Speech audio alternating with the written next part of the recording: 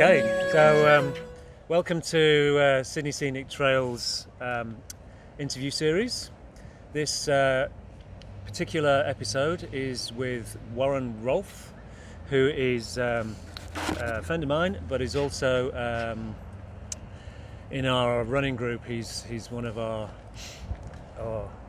going to become one of our legends, I call them. The guys who do the big, I mean, not just the ultras, but the ultras. And that's one of the reasons why I want to interview Warren, but also so you can find an insight into what makes an ultra runner. So we will be interviewing other runners as well. Sorry, let's take this off. And that's it. And also any other inspirational people that got advice and can tell us about how they got to where they are now.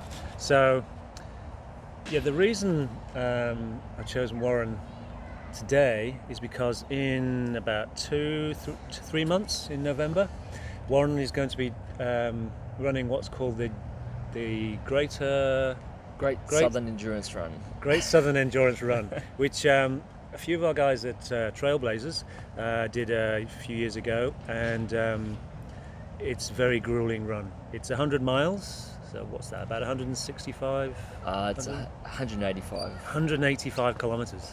185 kilometres. Yes, you did hear that correctly. Not 100, 185. Jeez. And a lot of mountains. And a lot of mountains, yeah. So a lot of people who are at that stage of their running career, 185 kilometres isn't that much on the flat. But when you include how much elevation? 11,500. 11,500 meters. That's how much elevation. And for those of you who are not sure, elevation is, so you might go up a couple of 100 meters, and then you go down, then you do some more. So it's all of it added together. It's not just straight up. No. But it's it's a hard trek, and it's going to be what about? Have you got a target? I'm thinking anything under 40 hours. Under 40 hours, right? So no sleep. No. Nothing at all. No sleep. Right. Okay. Well, let's before we get to that, let's just talk about why. Why do you run? How long have you been doing this for? And what is this? Obviously, this has got to be a passion. Yes, it is a passion. So I was always into hiking and bushwalking. So that's pretty much what I've been doing since I was young. Yeah. Okay. And you are from around? Always lived in Sydney, pretty much most of my life. Yeah. But we've been here on the northern beaches for 10 years now. Okay. And probably about 3-4 years ago, I just wanted to take it to another level, my hiking. And we actually I went to France with my wife, and we watched the UTMB race. Which is Ultra Trail Mont Blanc. Ultra Trail Mont Blanc. So that's the equivalent of the Ultra Trail Australia in France. But it's like the Olympics of trail running. Right. It's the big one. Okay. And I saw these people. We just hiked around the Mont Blanc in France for 12 days, and then these people. I didn't know much about trail running, and then we heard about this race, and people were running it in one continuous go. Okay, so that was like where we are now, or anybody listening to this who hasn't done, who doesn't run that much, maybe he's like, "Are you serious?" So you had a serious moment. Back then, when I didn't realise much about ultra running, I had a "Are you serious?" moment. And we watched a lot of that race, and I followed it, and I remember following it a lot. We just finished our hike, and I thought, big achievement, and then this big race started, and it was a bit of it's like we've done nothing compared to these guys. Right. So I followed them, and then that was 3 years ago, almost to the day, because they've just had the race last week. Yeah. And I got back, I thought, I'm going to give this a go. And then, so I put my name down for my first race, which was UTA 50, Ultra Trail Australia, 50 kilometres. Yes, and that was about 6 months away. And it's going to get a bit windy here. I hope you can hear this, but we'll carry on. Yeah.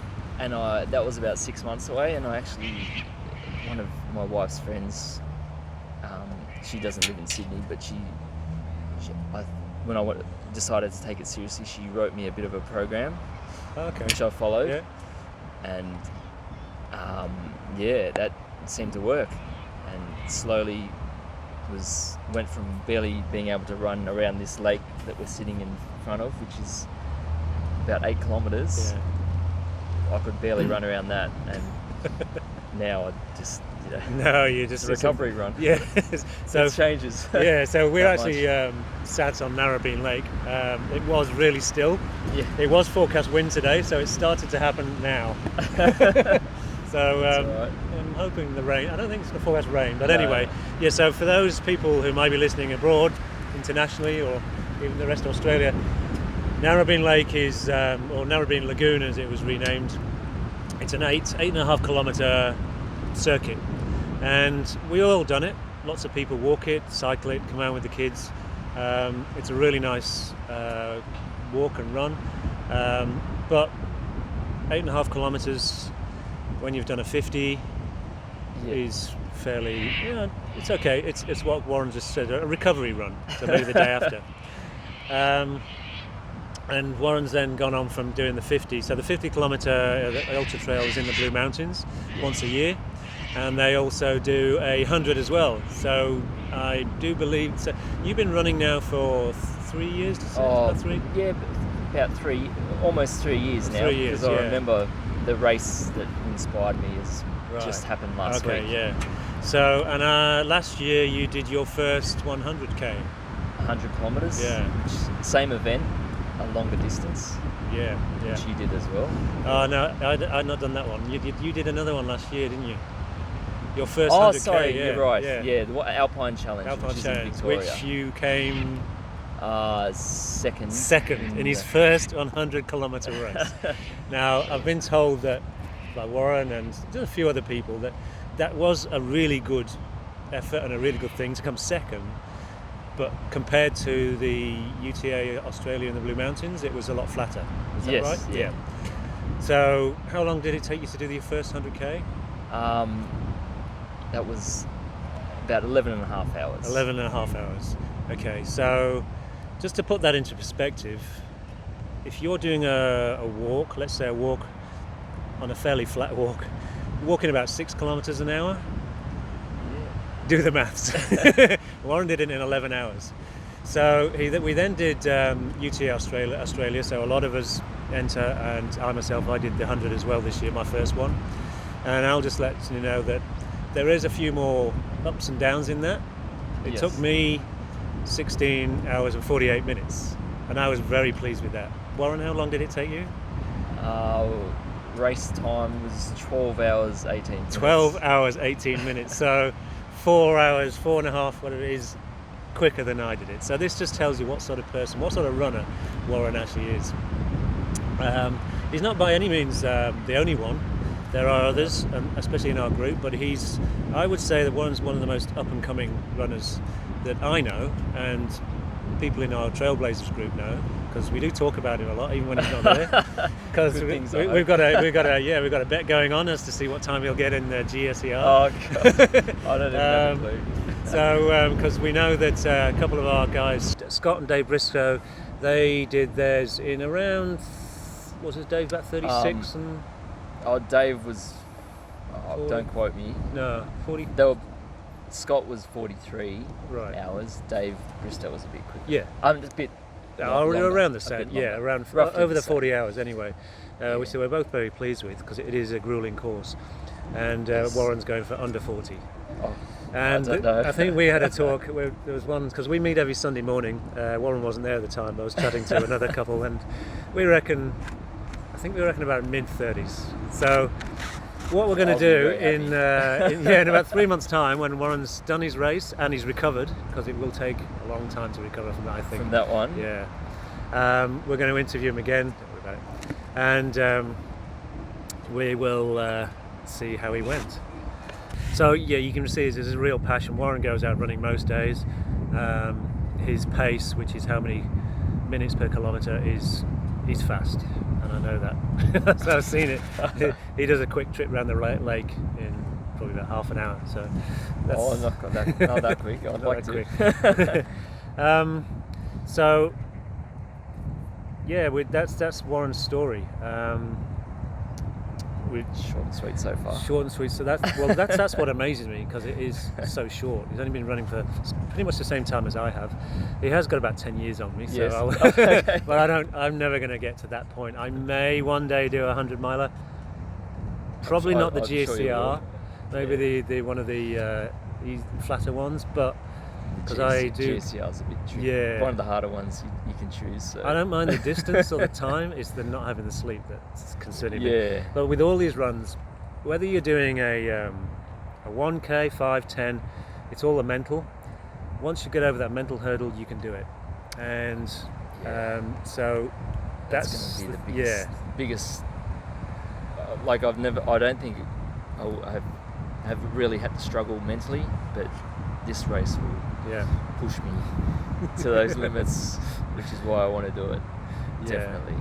Well, we will see how you go in about 3 months' time. Yes. And we'll get you on to Sydney Scenic Trails series again, and we'll see how you're going. So we'll just end up with. I mean, it doesn't have to be in your running, it can be in your walking, but have you got any funny story, anything really peculiar, anything that's strange, anything crazy that you can think of, you can just let everyone have a little laugh at? So far that's happened to me.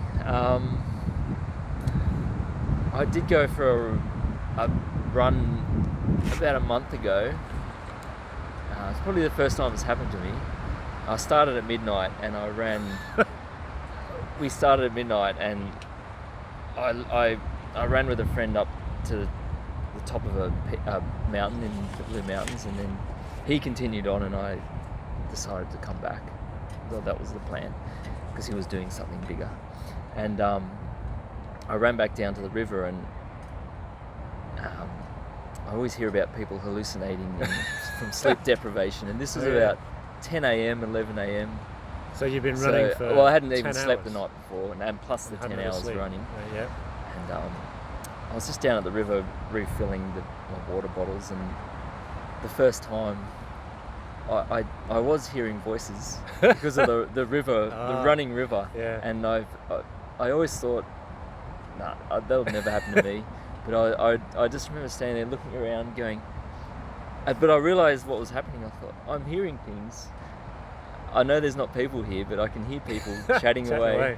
And it was bizarre. And I think I'm going to have worse hallucinations in the GCR. So I'm getting ready for it.